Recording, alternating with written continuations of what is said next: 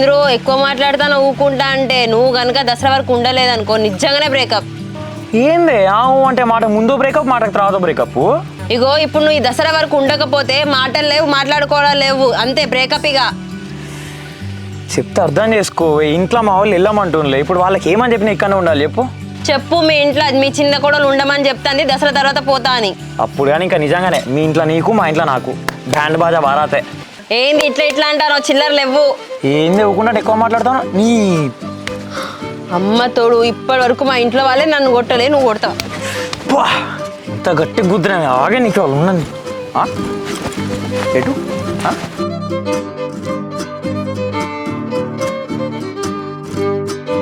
దమ్ముంటే నన్ను పట్టుకోవా. నిన్ను పడుకునే దమ్మ ఎందుకే నీ